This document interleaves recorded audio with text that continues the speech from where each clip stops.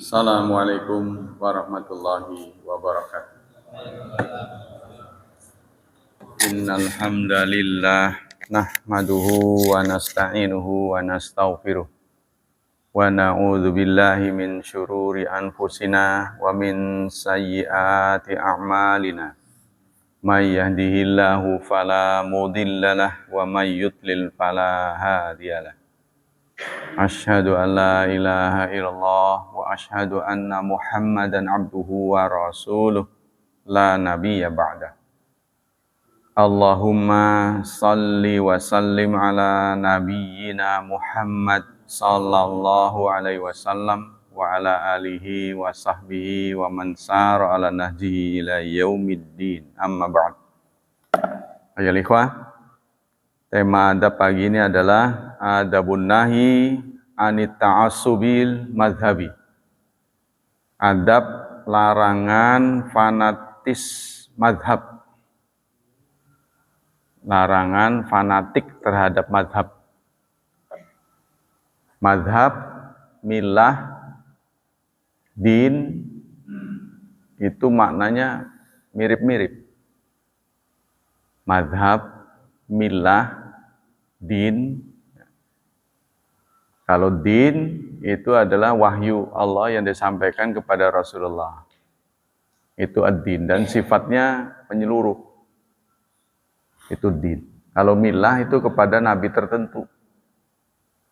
Biasanya milah ini ditujukan kepada Nabi Ibrahim, millata Ibrahim. Ya. Nah, kalau ada lagi manhaj. Manhaj itu metode apa ya? Metode pengambilan hukum. Ada kerangka-kerangkanya. Contohnya kalau orang ditanya, bagaimana Anda memahami Islam? Caranya bagaimana? Dari siapa? Nah, itu ada metodenya. Manhaj. Nah, maka orang merujuk kepada manhaj salafus salih. Ada lagi madhab. Madhab itu sendiri adalah artinya berasal dari kata zahaba, pergi. Jadi tempat pergi. Nah, tapi dalam pelaksanaannya, madhab itu adalah pendapat, pemikiran seseorang. Ya, jadi orang punya pola pikir, orang punya pendapat, itu ya sah-sah saja. Apalagi mereka itu punya ilmu, ya, berilmu. Singkatnya, perbedaan. Nah, ini diawal dari perbedaan. Kenapa terjadi perbedaan? Itu diawali dari Allah menyatakan dalam surat 33 ayat 72, surat Ahzab. Ketika Allah menawarkan kepada bumi, langit, dan gunung, menawarkan amanah. Inna aradnal amanah. Apa amanah di sini? Ini juga terjadi khilaf. Ya, tapi lebih dekat kepada makna kebebasan memilih. Kebebasan memilih, yaitu akal. Jadi Allah memberikan amanat akal, ya, kepada bumi, langit, dan gunung. Jadi makhluk-makhluk Allah yang besar. Fa'abaina ayyahminaha. Mereka menolak untuk memangkunya. Menolak menerimanya. Wa asfaqna minha, karena mereka lebih takut pada resikonya. Wa hamalahal insan, namun manusia menerimanya. Innahu kana zaluman jahula. Manusia adalah makhluk yang banyak zalim, ya, dan banyak bodohnya. Nah, akibat kebebasan ini diberi akal inilah terjadi perbedaan. Ya. Pada makhluk Allah yang tidak diberi akal, nyaris tidak ada perbedaan. Kecuali natural. Ya. Contohnya binatang tertentu menunya begitu-begitu aja. Suaranya gitu-gitu aja. Contohnya burung gagak, Suaranya gitu di mana-mana begitu. Kecuali gagak apa. Nggak ada perbedaan. Jadi sumber dari perbedaan itu akal. Kalau kita benci pada perbedaan, berarti kita tidak menyukai adanya akal. Kalau kita tidak berakal, hilang kemanusiaannya. Jadi kita harus sadar bahwa perbedaan itu adalah sudah mendapat izin Allah. Sudah diizinkan. Untuk apa perbedaan itu? Memang kita rada banyak orang nggak senang ya kalau menghadapi perbedaan. Tapi sungguhnya perbedaan itu kalau mau disimpulkan itu ladang pahala. Ya, contohnya Pak Udi berbeda dengan saya. Kan jadi nanya, "Oh, kenapa Pak Sarip begitu?" Saya jawab kan, saya jadi dapat pahala. Sebenarnya walaupun kita nggak ngerti sih. Nah, begitu. Ya ada perasaan senang, ada perasaan dongkol pada kita kan karena menghadapi orang yang berbeda. Perbedaan guru dan murid, anggota masyarakat ini kan harus kita insafi. Harus kita insaf. Jadi perbedaan itu sudah diizinkan Allah dan sebagai ladang pahala. Maka Allah menyatakan dalam surat 42 ayat 13, A'udzu billahi minasyaitonir rajim. Syara'a lakum minad din. Allah telah menurunkan syariat yaitu berupa agama. Ma wassabihi Nuhan. Wasiat yang sama pernah disampaikan kepada Nuh. Walladzi auhayna ilaik, dan wahyu yang diturunkan kepadamu. Itu juga sama semangatnya. Walladzi auhayna ila Ibrahim, walladzi wassayna bi ila Ibrahim, kepada Ibrahim, Musa, Isa. Apa isinya? Aqimuddin, tegakkan agama, wala tatafarraqu fihi. Jangan berfirqah-firqah. Jangan bercerai-berai. Kita diminta bersatu dalam perbedaan. Ya, kita bersatu dalam perbedaan. Konon ada ulama yang mengilustrasikan dengan bangunan. Ini bisa menjadi bangunan ini kan karena ada perbedaan. Jadi satu, ya kan? Ada keramik, ada tembok, ada pintu. Kalau semuanya pintu semua ya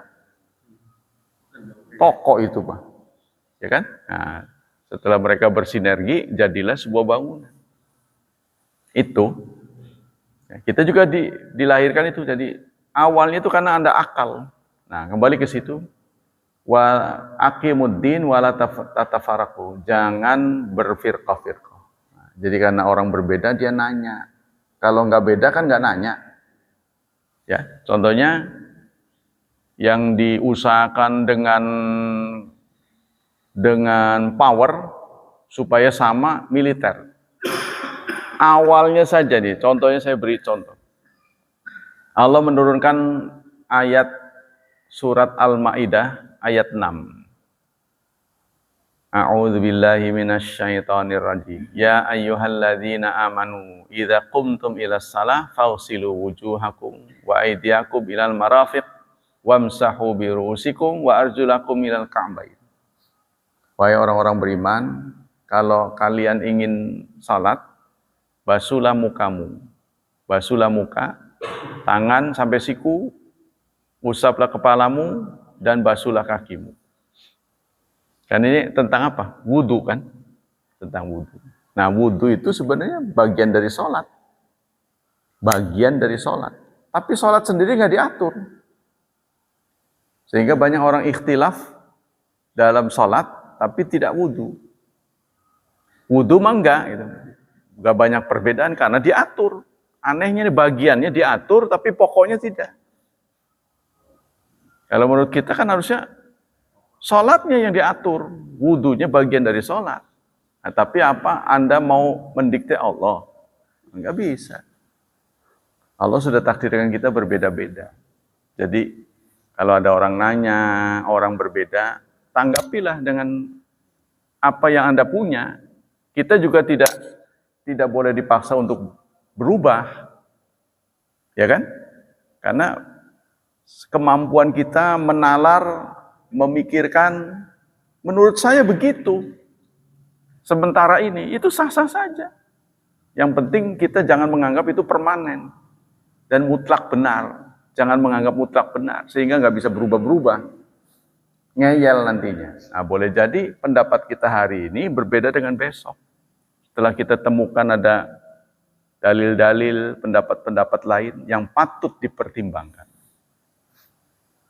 Nah, inilah mengawali kenapa kita tidak boleh fanatik pada mazhab. Nah, karena mazhab itu berasal dari manusia yang tidak dijamin mutlak benar. Nah, harus diingat tuh, sumbernya nggak mutlak benar.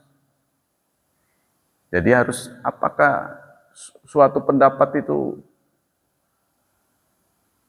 sesuai dengan perkembangan zaman, tidak boleh berubah, harus begitu aja.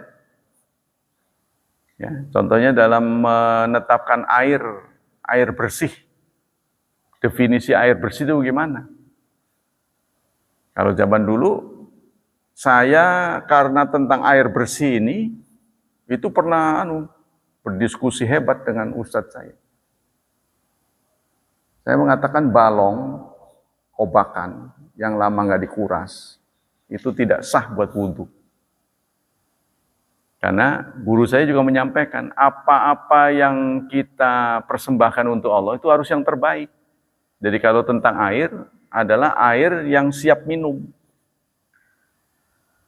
Air yang kau berani minum, itu yang kau pakai buat wudhu. Kalau ada pilihan, kalau milih. Ini enggak, kadang-kadang ada balong, ada air sumur, dia milih balong. Yang lama nggak dikuras. Ya udahlah, lengkap itu menunya. Nano-nano. Lengkap itu. Air sumur nggak mau. Nah, saya pakai air sumur. Nah, itu pernah disidang itu, kayak saya dianggapnya ngeyel gitu ya, bertentangan. Saya bilang kalau sama dengan saya mengatakan kalau kita bingung masuk ke toilet ada air apa enggak, udah bawa aqua saja. Kan kadang ada toilet yang nggak ada airnya kan, udah ngocor baru cari air. Wah, gimana ini urusannya? Nah, udah kita aman pakai air kemasan. Nanti kalau nggak kepake ya bawa lagi. Ya udah nggak usah ada rasa-rasa jijik. Kan memang nggak dipakai. Kan gitu kan? Nah, itu sebenarnya pemikiran seperti ini sama dengan pemikiran di luar negeri. Semua yang di negara maju ya, semua yang keluar dari keran boleh diminum. Kan kita memikirin dari mana tempatnya kan? Air yang ke wastafel sama dengan air yang ke toilet, sama dengan air keran yang buat masak, yang buat minum di negara maju tuh. Sama sumbernya, cuma beda selangnya doang. Tapi kita kalau lewat toilet geli. Kan kita imajinasinya kan sudah mikirin yang enggak, sebenarnya lihat sumbernya harusnya. Itu. Seperti saya pernah juga diajak ke negara maju, orang-orang selalu minum beli kemasan. Orang yang ada yang memberitahu, Pak, air keran itu juga sudah higienis. Ah udah, ini aja ambil satu, kotor aja, udah nggak usah malu-malu. Irit saya. Sama aja, dia juga diam-diam diisinya dari situ. Cuma kita nggak ngelihat aja itu. Cuma gara-gara nggak ngelihat. Nah, kita kembali sini. Allah Subhanahu wa taala berfirman dalam surat 33 ayat 36. Wa ma kana lil mu'minin wala mu'minatin idza qadallahu wa rasuluhu amran ay yakuna lahumul khiyaratu min amrihim wa may ya'sillaha wa rasulahu faqad dhalla dhalalan mubina. Wa ma, dan tidak. Ma ini kadang-kadang apa-apa ya, kalau mausul, tapi kadang-kadang artinya tidak. Di sini tidak. Makana, tidak layak, tidak pantas. Li mu'minin, li bagi mukmin, seorang mukmin, wala mu'minatin, tidak pula pantas bagi seorang wanita perempuan, wanita mukmin, Idza qadallah, jika Allah sudah menetapkan, wa rasuluhu dan rasulnya, menetapkan apa? Suatu perkara. Tidak pantas apa? Ayyakuna, ada bagi mereka khiyaratu, pilihan. Min amrihim, dari urusan mereka. Jadi sepintas ayat ini memberitahu pada kita, tidak layak bagi mukmin, baik laki-laki maupun perempuan, kalau ada ketentuan Allah dan Rasul, dia milih lain. Gitu. Ketentuannya ini, dia suruh A, dia milih B. Nah, tidak layak ya, bagi seorang mukmin. Wa may ya'sillaha wa rasulah. Nah, kalau tidak memilih apa yang Allah tentukan, itu namanya maksiat. Barang siapa yang maksiat pada Allah dan Rasulnya, faqad dhalla, maka sungguh dia telah sesat, dhalalam mubina, dengan sesat yang nyata. Ini tafsir yang paling original. Tapi ini gara-garanya apa? Ini bedanya terjemah dengan tafsir. Ini kan sepintas Allah mengatakan begini. Ini gara-garanya apa? Ini kita bisa periksa dalam tafsir. Kalau terjemah ya begitu aja. Barang siapa yang memilih apa yang tidak Allah tentukan, ya berarti dia maksiat. Tidak layak dilakukan oleh seorang mukmin dan mukminat. Tapi ini gara-garanya apa? Kok Allah, kata bahasa Jawanya, ujuk-ujuk ngomong begini? Nah, itu ada historinya. Historinya itu kalau ayat Quran namanya asbabun nuzul. Ya. Kalau hadis namanya asbabul wurud. Tuh, ya. Jadi gara-garanya kenapa? Ya, kita harus belajar. Itu ada dalam tafsir, tidak ada dalam terjemah. Panjang lebar. Ini surat 33 ayat 36 tadi ya. Kemudian Allah menyatakan di ayat yang lain, surat 59 ayat 7. Wa ma atakumur rasulu fakhudhuhu wa ma nahakum anhu fantahu. Apa-apa yang datang kepada kalian Rasul, apa-apa yang Rasul datangkan kepada kalian, fakhudhuhu, maka ambillah. Apa-apa yang diberikan Rasul diambil. Wa ma nahakum anhu fantahu, dan apa-apa yang ia melarang kalian dari benda itu, maka hendaklah diam.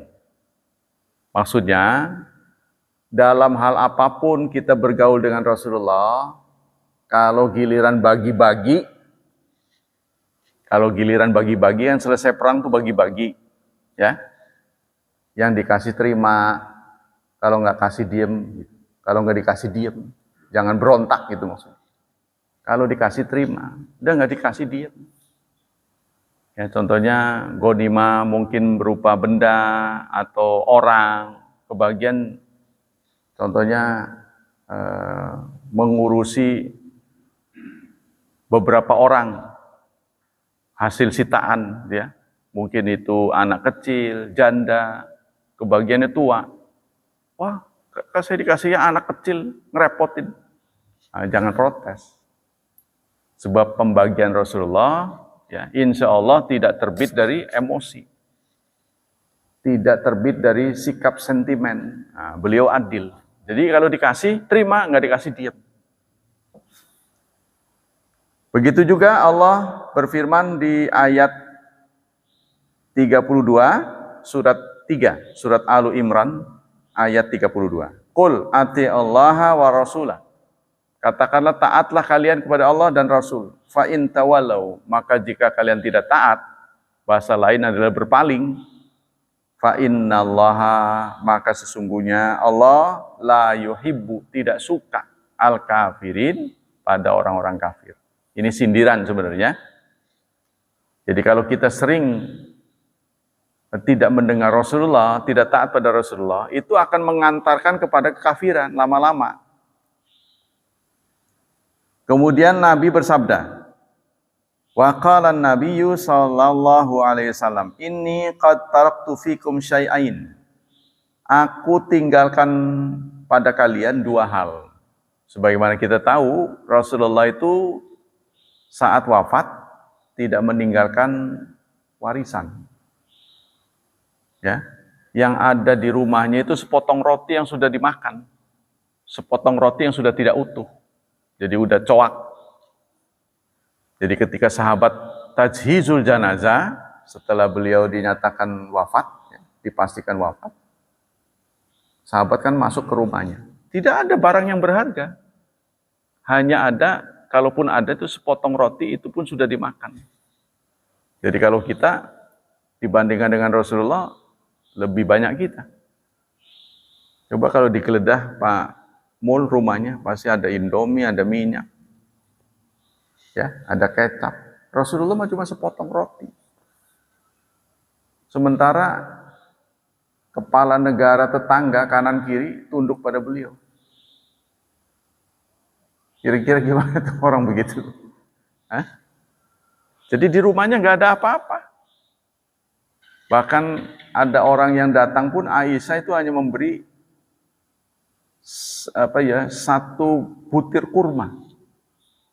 Coba sekarang kalau ada tamu datang 3 orang cuma ada satu butir kurma, kan keliwatan itu. Tapi itulah rumah tangga Rasulullah. Biasa-biasa saja. Nah, kita lanjut. Kata Rasulullah, sabda Rasulullah, aku tinggalkan pada kalian 2. 2 apa itu? Lan tadillu ba'dahuma. Kalian tidak akan, lan di sini napanya huruf nafi, huruf istiqbal. Ya. Jadi tidak akan. Moal atau bahasa Sundanya. Moal sesat. Lan tadilu, tidak akan sesat kalian. Ba'dahuma, setelah keduanya, setelah memegang keduanya. Kitab Allah, yaitu kitab Allah, wa sunnati, dan sunnahku. Wala yatafarraqa, dan jangan sekali-kali berpisah. Tidak boleh dipisahkan. Hatta yarudda alal haud, sampai keduanya ya itu akan mengantar kita ke telaga. Ada Rasulullah ini kan diberi oleh Allah karunia telaga. Ya. Jadi kalau orang minum setetes saja, dia tidak akan pernah haus selamanya. Nah, satu saat di hadapan Rasulullah ada yang mau minum. Tapi oleh penjaganya malaikat dilarang. Kata Rasulullah, itu umatku, kenapa dilarang? Gitu kan? Itu kan umat saya itu. Oh, kenapa dilarang gitu? Kamu nggak tahu apa yang dia lakukan setelah kepergianmu. Nah, setelah Rasulullah wafat maksudnya. Umat ini kurang ajar, singkatnya gitu tuh. Karena begini. Ini nggak sesuai dengan kriteria sebagai umat. Nah, Rasulullah tidak berani. Oh ya kalau begitu. Nah, jadi ini. Kedua-duanya ini tidak boleh dipisahkan. Dalam pengalaman saya begitu. Namanya Quran mindit, hadis mindit. Jadi kalau mengkaji Quran saja, Quran ayat ini dipadu dengan ayat ini dipadu. Semau dia. Dilepaskan dari tafsirnya. Berbahaya. Jadi kalau kita hanya memahami terjemah, dilepaskan dari tafsirnya seperti ini. Ya. Ayat ini apa-apa yang Allah Rasul datangkan kepadamu, ambillah. Ayat ini suka dipakai untuk taat kepada Rasulullah. Padahal ayat ini turunnya pembagian harta ghanimah. Apa yang Rasul kasih, terimalah. Yang nggak dikasih udah diem, jangan nuntut gitu. Maksudnya begitu. Tapi ayat ini sering diambil untuk mendalili kalau ada hadisnya pakai, nggak ada hadis jangan. Karena secara terjemah begitu kalau dilepaskan dari tafsirnya. Kalau tafsir kan dikorek apa sebabnya dia ngomong, gitu kan? Apa latar belakangnya, ini tafsir. Wa min adabi dzalika, bagaimana adab kita supaya tidak fanatik madhab? Itu tadi dasar-dasarnya kita harus pegang. Pertama, perbedaan itu sudah izin Allah. Adanya perbedaan. Pangkal dari perbedaan itu adalah akal. Kalau kita benci pada perbedaan, berarti Anda ingin menghilangkan akal. Apa Anda ingin manusia itu menjadi zombie? Mukanya aja manusia, tapi orangnya mah robot. Makanya itu negara kita sudah merumuskan ya bahwa kepala negara itu tidak boleh militer, tapi harus sipil. Kalaupun mantan militer boleh, tapi tidak boleh lagi militer. Sebab itu tadi tidak ada demokrasi. Dalam militer tidak ada demokrasi. Ya. Harus begitu ya begitu.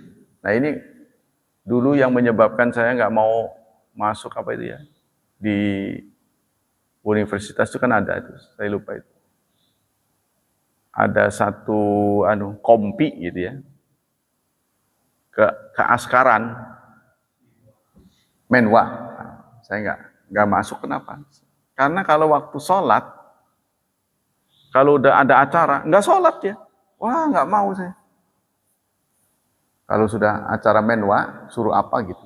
Gimana sholatnya? Ya nggak bisa Pak, kalau memang nggak ada. Nah ini tergantung pada ketakwaan dari komandan. Kalau komandannya nggak membolehkan, ya kita nggak bisa. Kan harus begitu. Wah nggak mau saya. Ngapain? Nah kita lanjut. Wa min adabi dzalika ayyakuna imtitsal mu'min wa tinabu wifqa amrillah. Hendaklah mukmin mengikuti dan menjauhi sesuai dengan perintah Allah. Wa amra rasulih, dan perintah Rasul. Nah ini, sesuai, tidak sesuai. Ukurannya apa? Oh ini sesuai, ini tidak sesuai, ukurannya apa? Nah kan harus tahu ukuran. Ya. Nah tahu tidak tahunya ukuran, itu karena orang berilmu apa enggak, ngaji apa. Kalau enggak tahu ya susah. Oh ini sesuai, ternyata enggak. Ya, nah, ini terjadi perdebatan.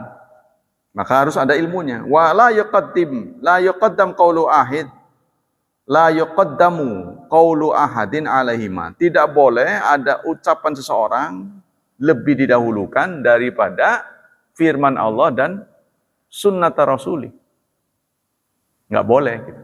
Nah, tapi ini lebih didahulukan, lebih diprioritaskan atau tidak, yang bisa mendeteksi ilmu. Wah, saya nggak mendahului kitabullah dan sunnatul Rasul, maksudnya begini. Nah, contohnya ini, ada istilah amar ma'ruf, nahyu anil mungkar. Kan ada kan dalam ajaran Islam melarang yang ma'ruf, menyuruh yang ma'ruf, pelarang yang mungkar. Definisi ma'ruf itu yang gimana? Ma'ruf. Ma'ruf itu isim maf'ul, artinya yang dikenal, yang populer, menyuruh yang dikenal, dan melarang yang diingkari. Nah, yang dikenal dan yang diingkari ini kan harus ada kesepakatan. Jadi kalau kita kaji, amar ma'ruf, nahyi anil mungkar ini cerita tentang cara. Tapi kontennya itu adalah khair. Sehingga Allah menyatakan kuntum khaira ummat. Ya, ukhrijat linnas. Kamu adalah sebaik-baik umat yang dilahirkan untuk manusia. Ta'muruna bil ma'ruf wa tanhauna 'anil munkar wa tu'minuna billah. Tapi ayat ini tidak bisa dilepaskan dari ayat sebelumnya. Wal takum minkum ummatu yad'una ilal khair. Nah, kontennya ini kebaikan. Kebaikan itu adalah sesuatu yang positif, dinyatakan positif oleh wahyu. Sesuatu yang positif, tapi yang menyatakan positif ini wahyu. Ya, nah, positif yang dari Allah itu nanti caranya itu dengan amar ma'ruf. Sesuatu yang tidak positif yang syar, keburukan. itu nanti dijelmakan di dunia dalam bentuk nahyu anil mungkar. Contohnya, ada itu, saya katakan itu, ada cairan yang di formula cairan, minuman, ya, kalau di satu daerah itu topi miring, cap topi miring. Itu populer di Sumatera. Sini emang nggak ada. Itu dijual bahkan di warung-warung yang sederhana sekalipun. Banyak didapati. Nah, ketika mereka minum, orang nggak ada yang melarang. Padahal itu minuman keras. Akan menyebabkan orang mabuk. Nah, kalau kita nggak tahu menau, lalu kita larang, apa nggak itu jadi masalah? Ya, maka harus ada kesepakatan antara yang melarang dan dilarang sebagai sebuah keburukan. Nah, baru kita larang, dia ngerti. Oh ya, memang dilarang. Tapi kalau nggak ada kesepakatan, jadi bingung dia. Oh, kenapa ini dilarang? Jadi harus ada kesepakatan. Kita lanjutkan.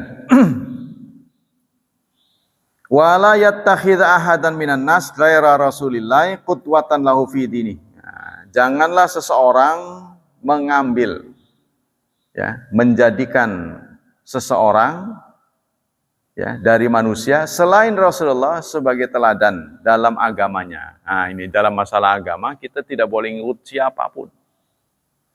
Tapi kita ngikut siapa? Keyakinan kita.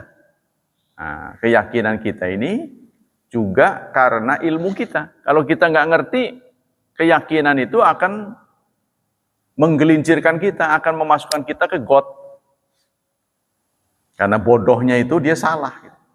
Nah, prinsipnya kita jadi muslim ini harus terus belajar dan belajar. Kalau di tengah-tengah belajar temuan kita salah, itu wajar daripada kita ngikutin orang lain. Tapi nggak mudeng gitu. Ya, menurut saya begini, lalu saya ikuti pendapat saya. Itu seharusnya begitu. Nanti kan dia belajar, lama-lama dia tahu, oh salah ternyata. Ya udah tinggalin. Daripada saya yakinnya begini, tapi kata begitu. Dia ngikut ke sana. Itu berarti mengikuti orang lain, namanya itu taklid. Lo nggak boleh. Tapi nggak semua orang bisa begini. Karena apa? Menurut PBB sendiri, ya, Indonesia ini negara dengan warga yang suka baca buku itu 1/1000. Itu yang membuat orang tuh taklid. Nah, ahli-ahli baca buku inilah, ahlul kitab namanya. Itu yang lebih bisa tercerahkan, berpotensi untuk cerah. Karena dia sadar, dia selalu input terus. Ya. Kita ini kan selalu dalam perjalanan harus ada nasihat-nasihat, masukan-masukan. Dari mana? Kalau kita nggak ngaji, belajar enggak, ya, kemudian baca buku enggak, gimana mau benar? Nah, kita lanjut. Wa yakhudhu, wa man ittakhadha dzalika faqad irtakaba itsman 'azima. Barang siapa yang menjadikan seseorang sebagai panutan bukan Rasulullah, maka dia telah melakukan dosa besar. Yaitu tadi secara logika, mereka nggak beda dengan kita. Tapi ucapan saya, narasi seperti ini, kadang-kadang dipandang oleh sementara itu sebagai sombong. Wih, nggak ngikut guru, nggak ngikut syekh. Nah itu sebenarnya orang yang tidak punya pendirian sebenarnya. Ya, jadi kita harus merencanakan bagaimana pokok-pokok atau dasar-dasar pijakan kita. Gitu. Jadi kita ini harus punya pendirian. Bagaimana kita menetapkan buat kita, jangan ngikut orang lain. Nah, tapi itu kalau orang yang sudah mampu, ya, kalau kita tipe orang yang ngaji enggak, baca buku enggak, ya orang ngomong A ya ikut A, orang ngomong sana ikut sana. Ke bawah sana dan sini, ke bawah angin. Wa man ittakhadha li'anna alladhi yatafiqu li amrin wa yasduqu fi kulli khabar wa yastanibu ma naha anhu wa yajazara wa la ya'budullaha illa ma syuri'a. Dan tidak ibadah kepada Allah kecuali ada ketentuannya. Jadi kalau kita ibadah itu harus ada dalilnya. Huwa Muhammad ibnu Abdillah wa Rasuluh sallallahu wasallamu alaih. Yaitu Rasulullah dan Abdullah Muhammad bin Abdillah Rasulullah. Jadi begini, Bapak sekalian, Quran dan hadis ini kan wahyu dari Allah yang akan dipakai untuk manusia sampai hari kiamat. Ya, dari zaman Nabi Muhammad sampai hari kiamat. Nah, perkembangan orang dari zaman Nabi Muhammad sampai kiamat itu dinamis, nggak gitu-gitu aja. Ya kan? Perkembangan kemajuan manusia. Nah, contohnya dalam Allah berfirman dalam surat Al-Baqarah ayat 184 begitu. Di sana Allah menyatakan begini. Faman syahida minkumus syahra falyasum. Maka barang siapa yang menyaksikan syahra. Syahra itu bulan. Ya. Maka hendaklah dia puasa. Tapi bulan dalam bahasa Indonesia ini berbeda dengan bulan dalam bahasa Arab. Apa yang dimaksud kalau Pak Udi ditanya bulan itu apa sih? Arti bulan. Ya salah juga apa-apa. Apa Pak Mul? Bulan itu apa sih?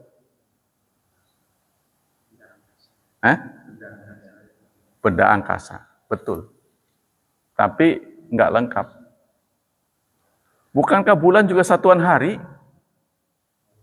Bulan Januari, bulan Februari. Salah nggak jawaban saya?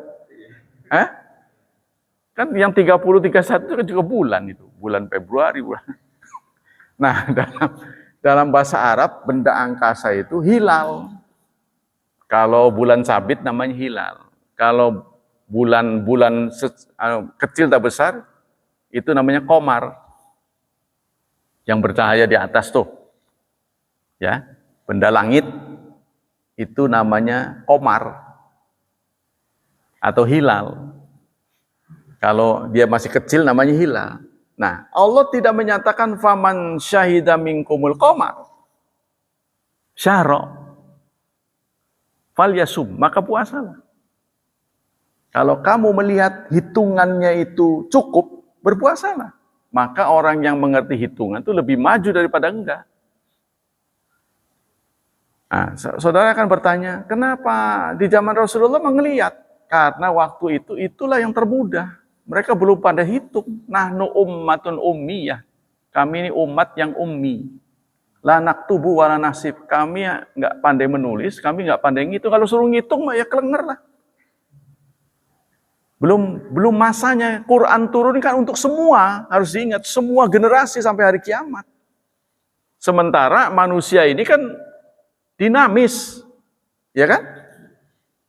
Manusia kan dinamis. Dulu mah nggak ngerti, sekarang ngerti. Sekarang sudah ada komputer, media sosial. Wong di zaman kita aja perubahan media sosial sangat cepat sekali. Ya kan? Dulu yang namanya HP itu segede begini. Segede begini. Malah kotaknya segini. Menurut saya, sejauh yang saya tahu, orang pertama kali punya HP di Pangurawi ini saya. Sombong. Saya pernah punya HP segede begini. Separuh begini. Punya plung. Tapi nggak bisa dikantongin. Nggak ada kartunya. Nah, bayar tagihan itu harus ke Bandung. Jawa Barat. Dulu kan sini masuk ke Jawa Barat.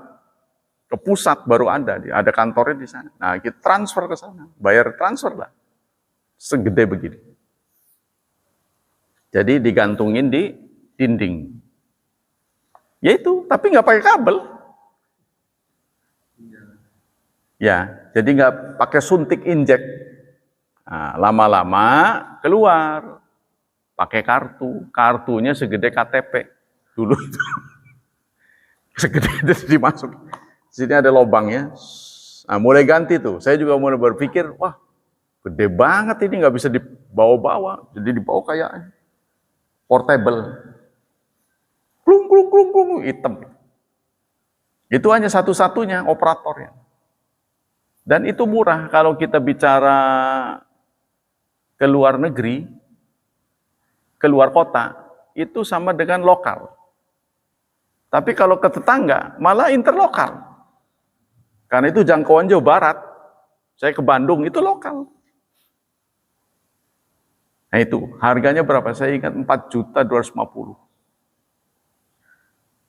Pakai ini, antenanya panjang segini. Nggak dibawa-bawa, digantungin kayak jam dinding. Nah setelah itu tadi, segede begini. Ya, satu kartu harganya berapa? Satu nomor, 750.000. Saya borong untuk dai-dai itu kurang lebih 6 paket. Tapi kartunya nggak ada kartunya injek. Jadi segede begini. Nah, ustadz-ustadz pakai, kalau buat dihubungi gampang, saking malunya dia dikalungin di sini. Karena di sini kan jendol. Kayak orang proyek kan di sini. Biasanya di sini nggak malu-malu, tapi ustadz malu. Dikalungin di sini. Saya geli itu. Ketawa saya. Tapi waktu itu belum bisa SMS. Nah itu harganya itu segitu. Digugat karena dia masih sendiri, SMS itu 350 rupiah. Padahal kan sekarang murah kan, apalagi dengan WA. Nah itulah kemajuan komunikasi. Nah kaitannya dengan ini, namanya manusia kan dinamis sih, dari bodoh ya, terus pinter, tambah pinter, tambah pinter, tambah pinter terus sampai sekarang. Quran gitu-gitu aja. Jadi Quran ini bisa diakses sampai hari kiamat.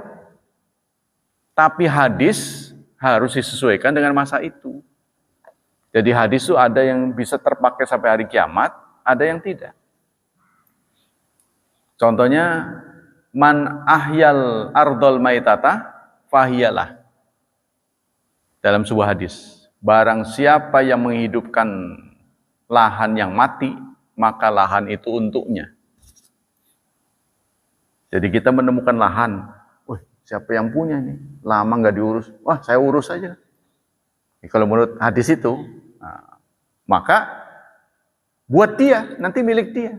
Itu di zaman dulu karena nggak ada orang. Kalau sekarang Anda begitu ya diantemi orang, kurang aja.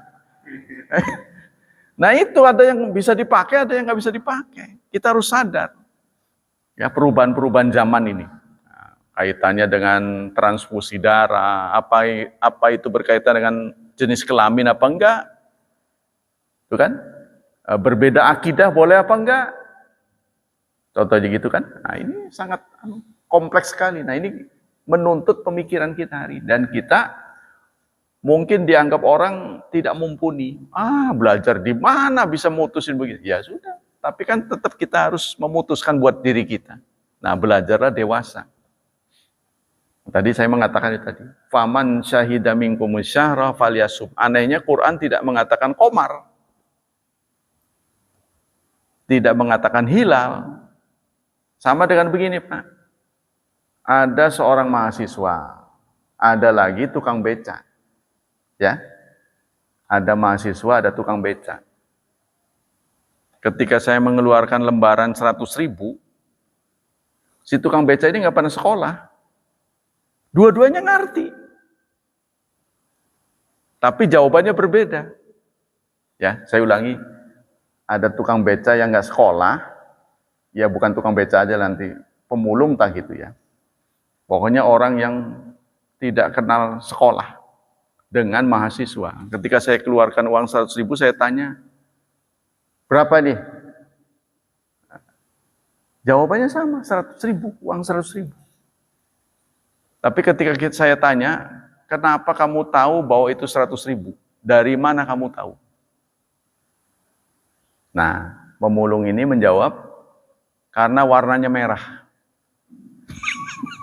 Ngerti nggak maksudnya? Nah, kalau mahasiswa, ya kan itu ada tulisannya 100.000. Sama-sama ngerti, tapi jawabannya berbeda. Begitu juga kita. Gitu.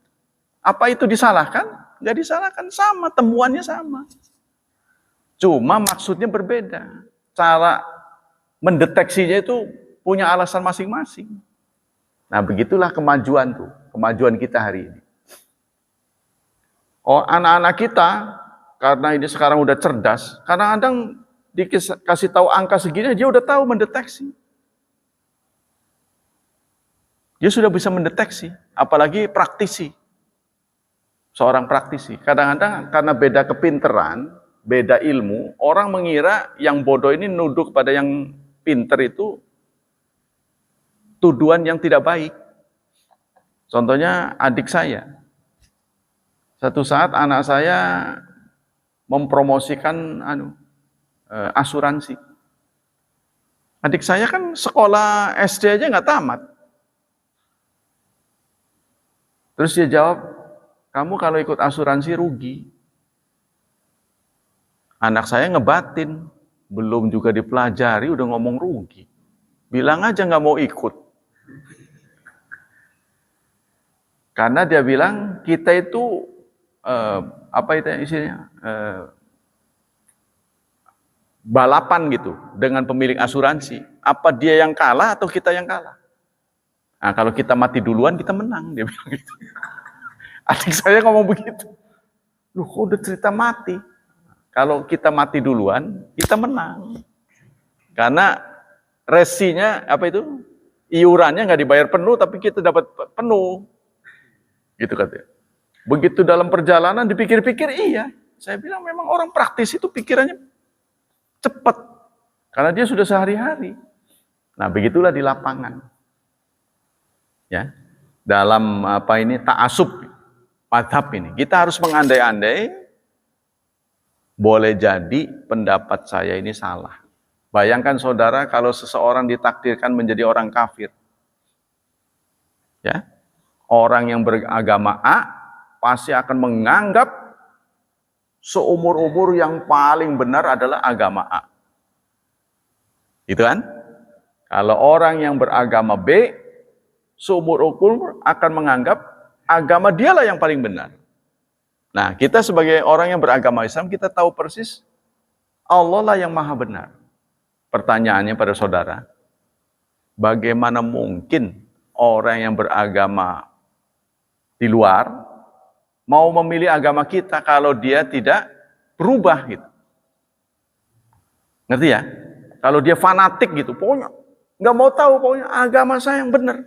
Bagaimana dia mau berubah? Tuh. Perubahan itu sudah saya lakukan karena saya berpikir-pikir. Wah, masih ada hidup, berarti saya diberi waktu untuk berpikir. Mana yang benar? Jangan pernah tanya pada orang lain. Karena agama itu buat diri sendiri. Bukan untuk orang lain. Tuh. Begitu juga saya ditakdirkan oleh Allah, ya, bergaul dengan orang-orang yang kurang. Contohnya gitu kan, mungkin katakanlah masuk ke got, berlumuran lumpur. Lama-lama saya tahu, oh ini bersih, ini kotor, ini bersih, ini kotor. Kalau saya tidak bisa memilah, saya udah jadi korban. Teman saya juga jadi korban. Mati. Matinya kenapa itu? Karena dia mengikuti magic itu. Makan paku. Makan paku. Kami sama-sama tamat aliyah, kelas 3. Ngajak saya. Ilmu jawara. Kata dia. Pati geni. Lah, pati geni apa-apa. Sing penting belajar dikit. Orang bisa. Kalau orang sudah belajar tapi nggak punya ilmu begini, nanti dilecehkan orang, kata dia. Oh, di luar-luar sana itu banyak yang nggak senang sama kita. Jadi kita siap-siap dulu. Ceritanya gitu, maksudnya begitu selesai sekolah, tamat nih, terjun ke masyarakat, kalau menghadapi tantangan seperti itu, udah siap gitu maksudnya.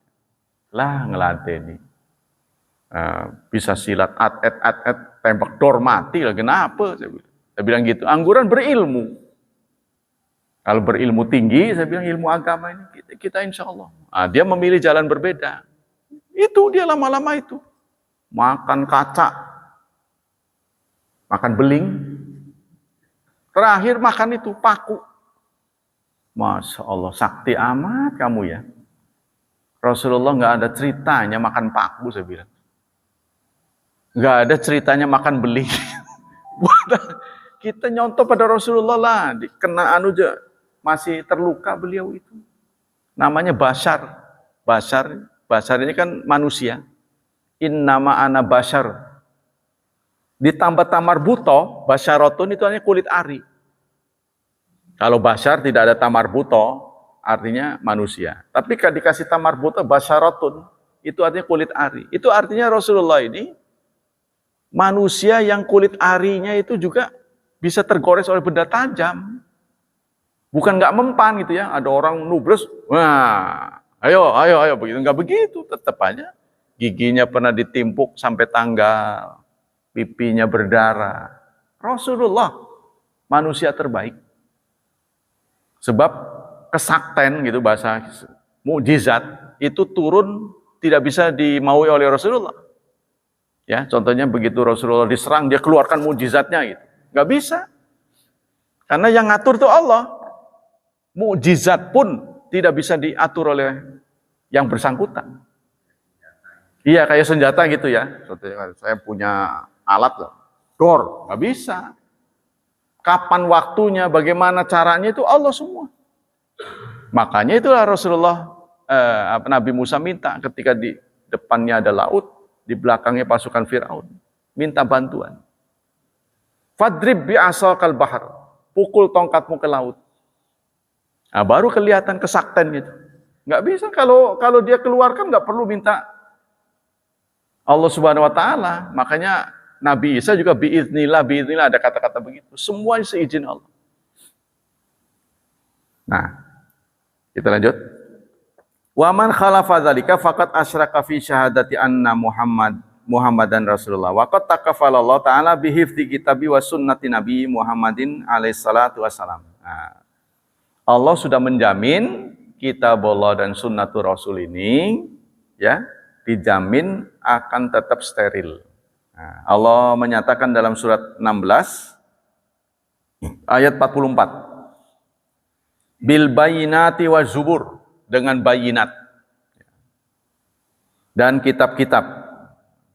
Wa anzalna ilaika dzikra, dan kami telah menurunkan Quran, dzikra. Litubayyina linnas, untuk atau agar kamu menjelaskan kepada manusia manuzzila ilaihim, apa yang diturunkan kepada mereka, la'allahum yatafakkarun, dan agar mereka berpikir.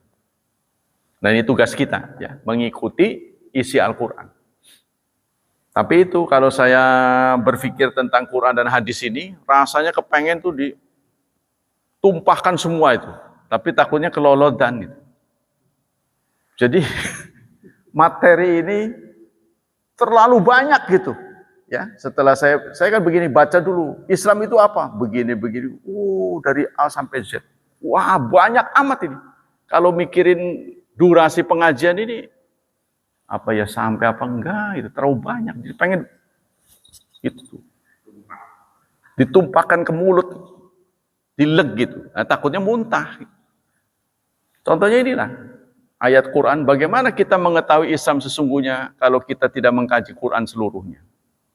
Jumlah ayat Quran 6.236 ayat. Saudara pikir aja.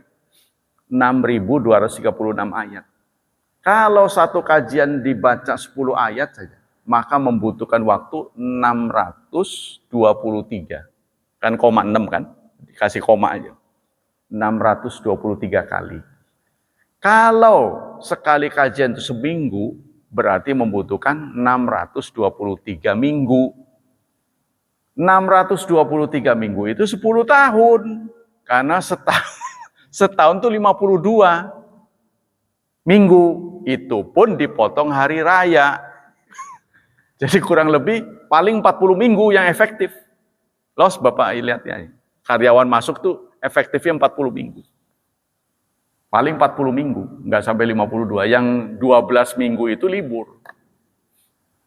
Perhatikan kajian di sinilah ya. Nah, bagaimana mau betul? Membutuhkan waktu 10 tahun. Saya bisa begitu, bukan ngawak.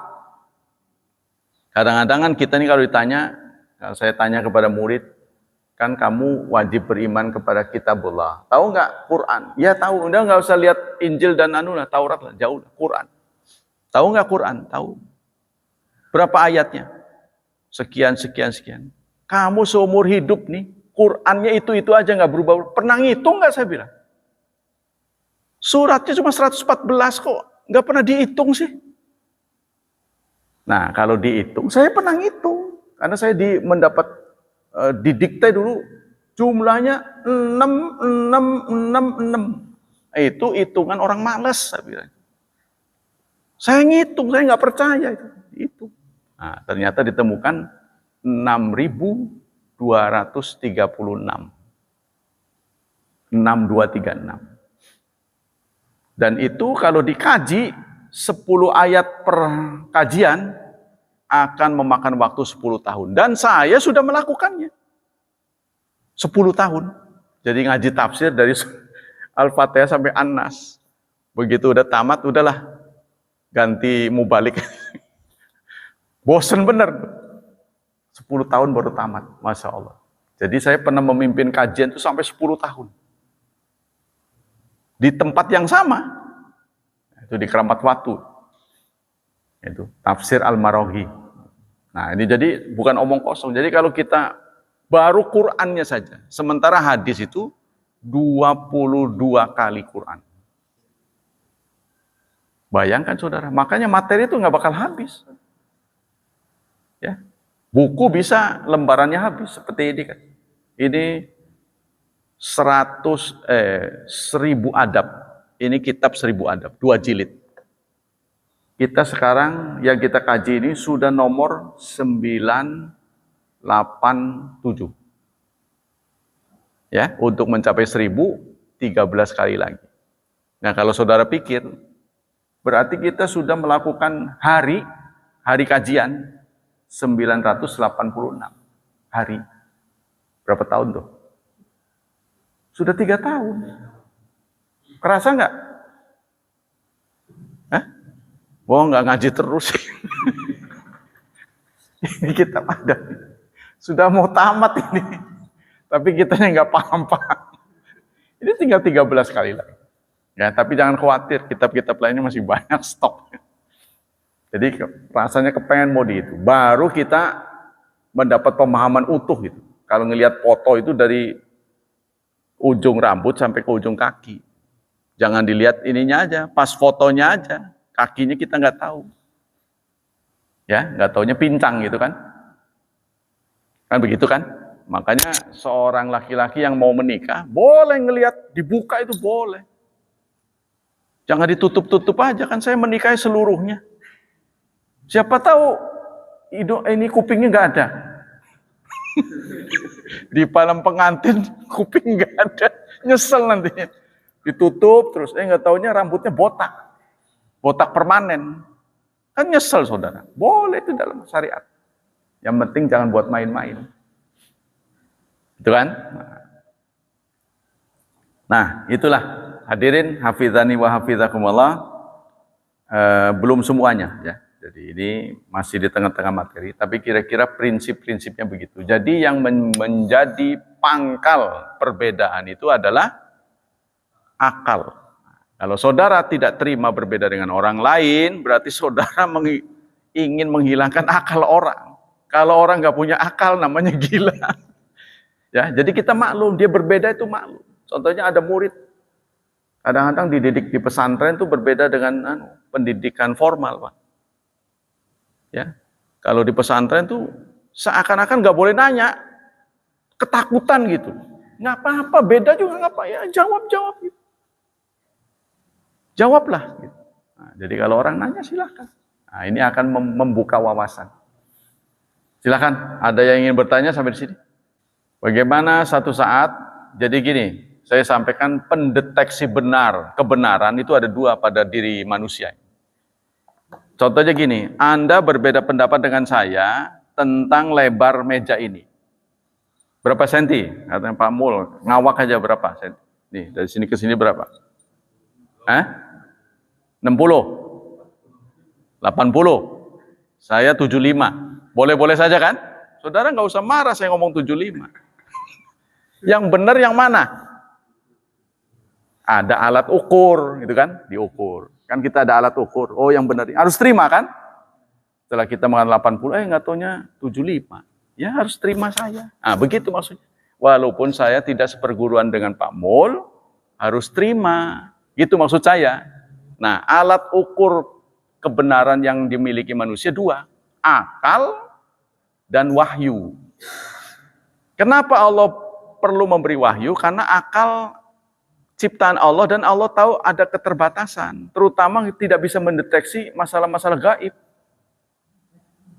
Alat ukur apa yang Anda bisa gunakan untuk mendeteksi malaikat? Wah, nggak bakal ada. Alat ukur apa yang Anda bisa deteksi surga? Batasnya di mana? Utara, selatan, berbatasan dengan apa? Nggak bisa kita. Nah, ini kalau bertentangan, maka kita harus ngikut wahyu. Karena wahyu itu dari Allah. Akal dari kita. Biasanya Allah memberikan peringatan kalau bertentangan. Salah satu pertentangan antara akal dan wahyu, sholat subuh. Sholat subuh. Ya, pertentangan antara akal dan wahyu. Maka oleh Allah ditolong dengan kata-kata as-salatu khairum minan naum. Hanya satu-satunya ada di sholat subuh. Padahal bahwa sholat itu lebih baik daripada tidur itu bukan berlaku pada subuh aja. Zohor juga sama, udah waktu tidur. Ya bagusnya sholat lah. Tapi kenapa itu ditaruhnya di subuh? Karena pada waktu subuh temuan akal dengan wahyu berbeda. Menurut akal kita, bahkan kedokteran, bagusnya tidur. Subuh tuh, supaya istirahat cukup, kerjanya juga nyaman. Begitu kata-kata mereka. Karena itu Allah tolong dengan as-salatu khairum minan naum. Kalau nggak dikasih begitu, kita pakai akal kita. Wong dikasih begitu ya masih tidur. Kalau Rasulullah mau Isra Mi'raj nanya kita dulu, mungkin kita titip itu. Kan Rasulullah udah dikasih 5, malu mau balik lagi sana. Tadi ini kasih 50, balik lagi, turun 45, terus turun sampai akhirnya 5, nggak kesono lagi. Kalau kompromi sama kita mah wayahnya lagi. Ya seperti tetangga sebelah kan, tetangga sebelah kan ngomong, kalau bisa masuk surga seminggu sekali ngapain harus 5 kali? Tetangga sebelah kita, kalau bisa masuk surga dengan berkunjung ke tempat ibadah seminggu sekali, ngapain harus 5 kali? Iya, kalau sama-sama, yang tahu, yang memberitahu Anda sama-sama itu siapa? Emang nenek moyangmu yang punya? Nah itu, yang kita bidik situ, kita tertipu dengan kata-kata itu. Kalau bisa sama-sama masuk surga, berkunjung ke tempat ibadah seminggu sekali, ngapain harus 5 kali dalam sehari? Itu kan kita tertipu dengan kata-kata ini. Nah, kita bisa bidik yang memberitahu Anda sama-sama itu siapa? Gitu. Nah, kita biasanya nggak mikir ke situ. Ya, nah itu Pak. Jadi kalau terjadi perbedaan, maka kita harus mengambil wahyu. Karena wahyu itu sumbernya dari Allah. Ya, tapi kita harus kritisi juga. Karena untuk memahami wahyu itu juga harus pakai akal. Kan orang gila nggak bisa ngaji. Harus diingat, untuk memahami wahyu pun pakai akal. Harus diingat itu, karena modal kita akal. Nah itulah, jadi kalau perwis, kita mendahulukan wahyu. Jadi kita harus meletakkan dulu, jangan-jangan akal kita salah. Itu jangan langsung, wah pasti yang benar kita. Ada lagi pertanyaan? Nah ini memang memantik diskusi panjang ya. Memancing dulu. Karena poin-poinnya itu banyak sekali. Perbedaan-perbedaan itu. Tapi Allah tidak tinggal diam, Allah menyuruh kita. Contohnya Allah mengharamkan babi tanpa sebab. Allah mengharamkan babi tanpa sebab. Sehingga sebabnya apapun yang Anda temukan nanti, nggak ngaruh, tetap haram. Wah, babi dulu dengan babi sekarang beda. babi sekarang kan higienis, ya, makannya itu diatur, makannya pur aja contohnya, bersih, insya Allah itu nggak bisa, karena nggak dijelaskan sebabnya. Nggak ada kompromi. Nah itu, jadi kita harus pelajari itu. Nah, pelajaran dalam sisi hukum ya, yang menatap dalil dengan akal dalam ajaran Islam itu namanya usul fiqh. Usul fiqh. Jadi fikih dengan usul fiqh. Kalau fikih itu yang udah jadi, harus begini, harus begini, harus begini. Contohnya gini. Rasulullah sedang khutbah. Contoh nih, contoh usul fiqh. Rasulullah sedang khutbah, tiba-tiba ada yang masuk. Rasulullah menunggu, udah sholat belum? Belum, sholat dulu. Nah ini peristiwa Rasulullah ini ditanggapi oleh sebagian orang bahwa sholat masuk masjid sebelum Jumat itu wajib. Kita kalau masuk masjid sebelum Jumat, azan Jumat itu wajib. Sholat 2 rakaat tuh. Karena Rasulullah sampai nunggu. Udah sholat loh? Belum. Sholatlah. Nah, ada yang mengatakan tahiyatul masjid itu lebih ke separuh wajib gitu. Tapi orang lain berbeda. Karena dulu itu yang namanya Jumat, itu sholat dulu kayak Id. Yang namanya Jumatan dulu kayak Id. Sholat dulu baru khutbah. Gara-gara ada pedagang, sahabat-sahabat mengira karena udah sholat, walaupun saya jual beli juga kedengaran. Maka mereka nyamper ke itu, ke penjual barang-barang itu. Sambil jual beli dia dengerin Rasulullah. Maka turunlah surat Jum'ah. Wataraku kakoima. Mereka meninggalkan kamu berdiri. Berapa yang tersisa? Waktu itu yang nggak keluar berapa? Sahabat-sahabat nggak langsung jawab, berapa ya? Ada 40, ada. Makanya Imam Syafi'i menetapkan 40. Gitu asal muasalnya. Jadi kita harus melihat latar belakang. Tapi sahabat tuh kan ngira-ngira, nggak memastikan, nggak ngitung dulu. Ntar. Nah, nggak begitu. Nah, ada yang mengatakan, kenapa khutbah itu harus Arab semua? Ini kalau saudara nggak memikirkan pakai akal ya. Karena seumur-umur Rasulullah nggak pernah khutbah kecuali bahasa Arab. Benar nggak jawaban itu? Benar, tapi salah ya. Benar tapi salah. Karena inti dari khutbah itu adalah wasiat. Bagaimana bisa dimengerti kalau tidak dengan bahasa audiens. Kan begitu. Nah, ada yang mempraktekkan karena tidak cukup syarat, maka setelah Jumatan, zuhur lagi. Karena yang hadir ini nggak ngerti bahasa Arab. Harusnya kan sebelum sholat dimulai, seorang khotib akan ngomong, siapa yang ngerti bahasa Arab, ngacung. Nah, kita nggak perlu zuhur. Harusnya kan begitu. Ini dipermanenkan. Ya. Jadi udah nggak mau tahu, pokoknya zuhur lagi. Nah, sehingga menyalahi hadis Rasulullah, salat untuk muslim itu khamsu salawat.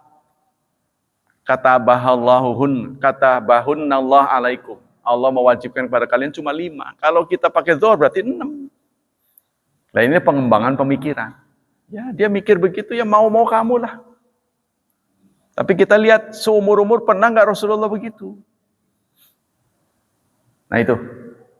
Nah ini. Semoga bisa kita lanjutkan pada pertemuan yang akan datang. Nah ini kalau nggak ada begini, nggak rame maksudnya. Kalau diam, udah? Paham? Udah. Nggak dinamis ya. Semoga kita tetap menempatkan perbedaan pada posisinya.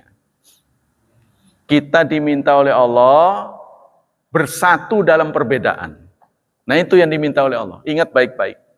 Perbedaan adalah sudah alamiah. Mendapat restu Allah. Sehingga kita harus terima dan kita maklumi. Tapi kita tetap tidak boleh bercerai-berai. Itulah nilai tambahnya. Menyatukan perbedaan, itu adalah lahan ibadah. mendapat pahala dari sisi Allah. Itu catatan hari ini. Semoga Allah Subhanahu wa taala melipat gandakan kajian pagi kita. Semoga Allah Subhanahu wa taala melindungi dan menyelamatkan kita dari wabah dan fitnah. Semoga Allah Subhanahu wa taala berkenan mencerahkan masa depan putra-putri kita, membimbing mereka menjadi hamba Allah yang salihin dan salihat. Subhanakallah wa bihamdik, asyhadu an la ilaha illa anta astaghfiruka wa atubu ilaik. Wassalamualaikum warahmatullahi wabarakatuh.